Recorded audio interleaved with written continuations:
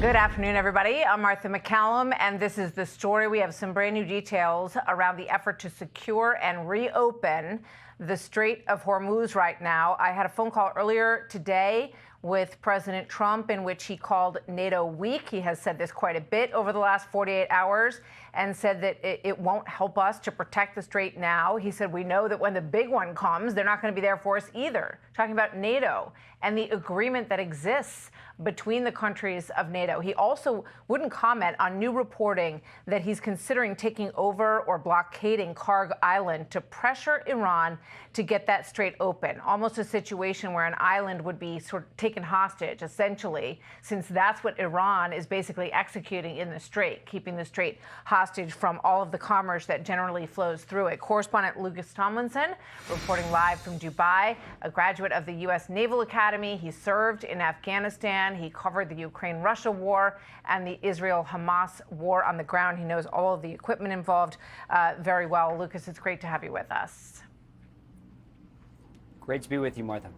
So I want to get to that point first about these little islands. There's a couple of things I want to talk to you about, but I did ask President Trump about this earlier today, and he said, I can't tell you whether or not we're going to take an island. Obviously, that would be information that the Iranians would love to have more knowledge on. However, there was reporting in Axios this morning, quoting a senior administration official that said he wants Hormuz open. If he has to take Kharg Island to make it happen, that's going to happen. If he decides to have a coastal invasion, that's going to happen. But that decision hasn't been made, according to a senior official. And we're showing a map as well of where Kharg Island is. It's deep into the Persian Gulf area, a bit of a distance northeast from the Strait of Hormuz. So what is your take on this, Lucas, and especially given the fact that we're now seeing the USS Boxer heading to the region with an additional 4,500 U.S. forces?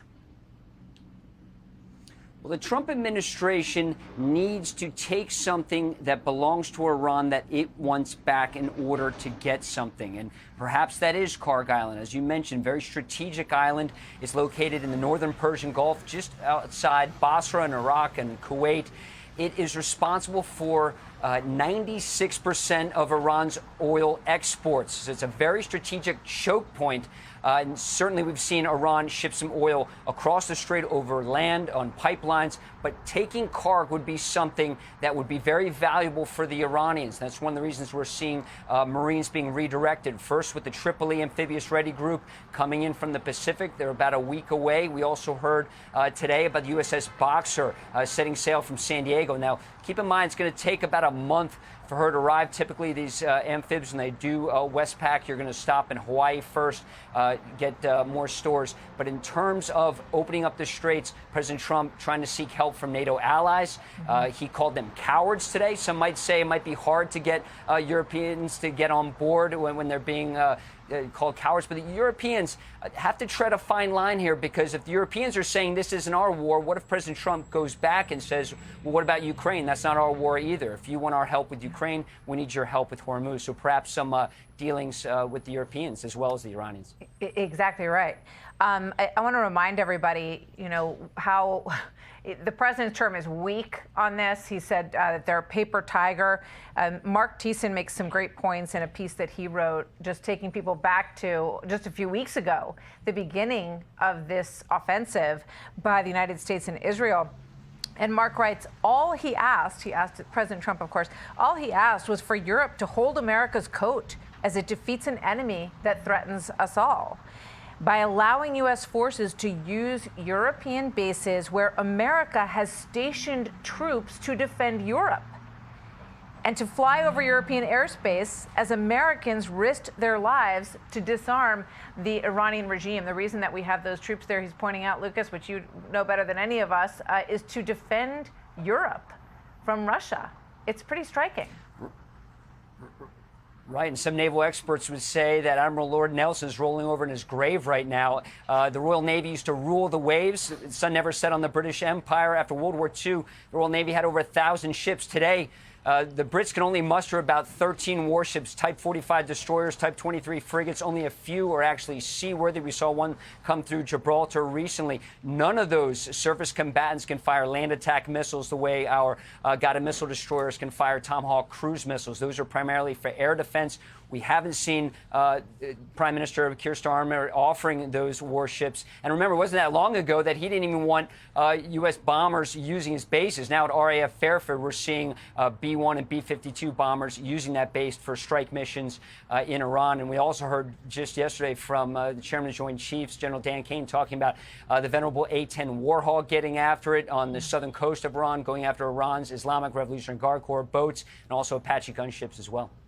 So from what you see, Lucas, when you look at the mobilization that we've watched of these two Marine Expeditionary Units that were set in motion yesterday from Japan, and then we have the other one, the USS Boxer, the Tripoli first, and then the Boxer. As a military person yourself, a former military person, what does that mobilization tell you is coming? As the Marines will be the first to tell you, they're self-contained units, so it's not just the grunts on board, if you will, the infantry. You also have logistics on board. You also have a large air component. Each of those amphibious ready groups will have F-35 stealth fighter jets, the F-35 Bravos that the Marines fly. You also have Ospreys, Super Stallions. Those can take Marines ashore.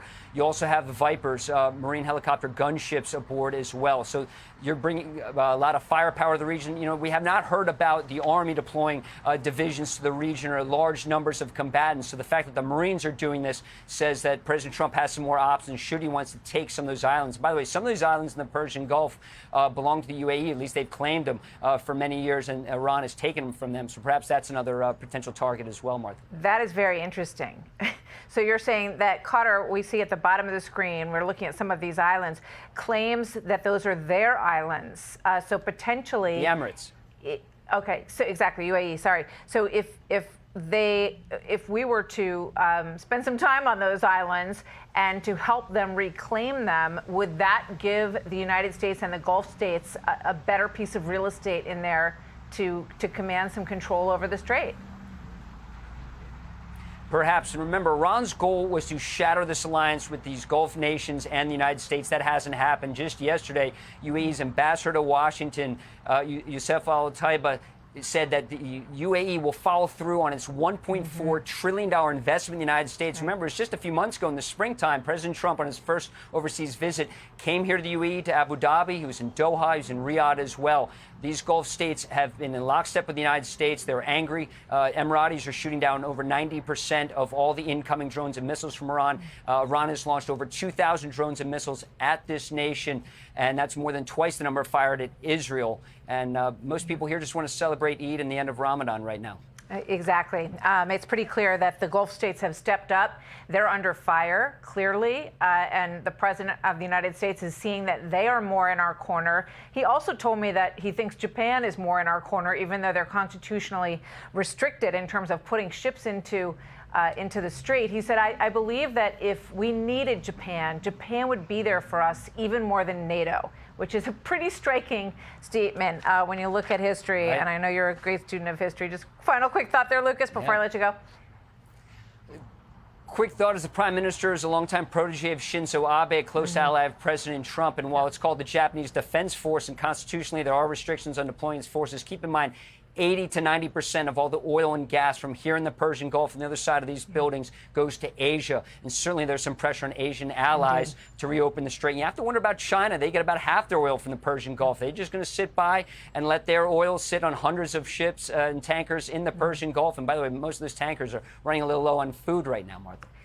Lucas, thank you. So interesting to talk to you in the region. Thank you very much.